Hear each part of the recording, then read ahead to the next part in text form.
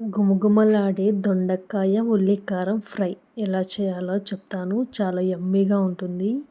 And దొండకాయ తిన్న వాళ్ళకైతే ఇలా చేసి పెట్టండి, అదిరిపోతుంది, ఎప్పటికీ మర్చిపోరు. సో దొండకాయల్ని మంచిగా వాష్ చేసి ఇలా గుత్తి వంకాయ షేప్లో కట్ చేసి పక్కన పెట్టేసుకోండి. సో కట్ చేసే ముందే వాష్ చేసి కట్ చేసుకోండి. ఓకే, అప్పుడు కాయలకి తేమ ఉండదు కాబట్టి మంచిగా ఆయిల్లో సాటెడ్ అవుతాయి.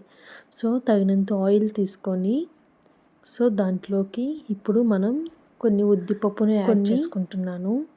తర్వాత బాగా గోల్డెన్ బ్రౌనిష్ కలర్ వచ్చేంత వరకు ఫ్రై చేసుకోవాలి.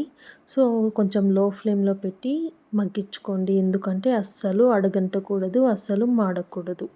ఓకే, లో ఫ్లేమ్లో పెట్టి ఆ ఫ్లేవర్ అన్నది, అరోమా అన్నది మనకి తెలుస్తుంది. తర్వాత మంచిగా కట్ చేసుకున్న ఒక 2 ఆనియన్స్ స్మాల్ సైజ్వి కట్ చేసుకుంటే సరిపోతుంది. అవి వేసి బాగా మగ్గించండి ఆయిల్లోని. సో ఆయిల్లోనే మగ్గించుకున్న తర్వాత కొంచెం 5 వెల్లుల్లి రెమ్మలు, కొంచెం చింతపండు అండ్ దాంట్లోకి కొంచెం జీలకర్ర అండ్ ధనియాలు వేసి మంచిగా ఫ్రై చేయండి. ఎలా అంటే ఫ్రై అవుతున్నప్పుడు మనకి స్మెల్ అనేది చాలా మంచిగా వస్తుంది. అప్పుడు మనం సిమ్లో పెట్టి మంచిగా ఫ్రై చేసుకోవాలి. ఇలా గోల్డెన్ బ్రౌనిష్ కలర్ వచ్చేయాలి, అంతవరకు లో ఫ్లేమ్లో పెట్టి మగ్గించుకోవాలి. తర్వాత పక్కన ఒక ప్లేట్లో తీసి పక్కన పెట్టేసుకోవాలి.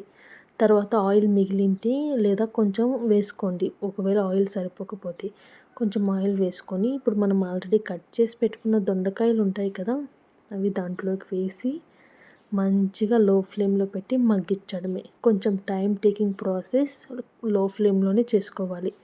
దాంట్లోకి కొంచెం సాల్ట్, కొంచెం పసుపు యాడ్ చేసుకొని మంచిగా ఫ్రై చేసుకోండి. ఆ గ్యాప్లో మనం ఆల్రెడీ పక్కన పెట్టుకున్నాం కదా, అవి మిక్సీ జార్లో వేసేసుకొని కొంచెం పసుపు, టేస్ట్కి తగ్గట్టు కారం, తర్వాత కొంచెం కొత్తిమీర యాడ్ చేసుకొని మిక్సీ జార్ పెట్టేసుకోండి. మిక్సీ జార్ అన్నది కచ్చాపచ్చాగా కాదు, చాలా సాఫ్ట్గా పేస్ట్ లాగా చేసుకోవాలి. ఆలోపు దొండకాయలు ఇలా మంచిగా లో ఫ్లేమ్లో పెట్టి మగ్గించుకోవడం. వెల్లుల్లి కారం అస్సలు హై ఫ్లేమ్ పెట్టకూడదు, సింపుల్గా లో ఫ్లేమ్లోనే పెట్టాలి, ఎందుకంటే అడుగంటేస్తుంది. సో ఇలా కలుపుతూనే ఉండాలి. అస్సలు వాటర్ కూడా యాడ్ చేయాల్సిన అవసరం లేదు. సో మీకు కొంచెం వాటర్ కావాలి అనుకుంటే ఒక 2 టేబుల్ స్పూన్ వాటర్ కూడా యాడ్ చేసుకోండి. అసలు వాటరే వేయాల్సిన అవసరం అయితే ఉండదు. సో మనం మసాలాలో వేసిన వాటర్తోనే కర్రీ అనేది కుక్ అయిపోతుంది. ఇలా లో ఫ్లేమ్లో పెట్టి కలుపుతూ ఉంటే ఇలా ఆయిల్ అన్నది పైకి వస్తుంది. చూసారా, ఆయిల్ అన్నది సపరేట్ అవుతూ వస్తుంది. అప్పుడు మనం కొత్తిమీర కూడా వేయాల్సిన అవసరం లేదు, ఎందుకంటే మనం మసాలాలో వేసాం కాబట్టి సరిపోతుంది. సో సింపుల్గా ఇలా కొంచెం రైస్ తీసుకొని దొండకాయ ఫ్రై పెట్టుకొని సర్వ్ చేసేసుకోవడమే. దొండకాయ తినని వాళ్ళు కూడా చాలా ఇష్టంగా తింటారు. ఒకసారి ట్రై చేసి ఎలా వచ్చిందో చెప్పడం మర్చిపోకండి.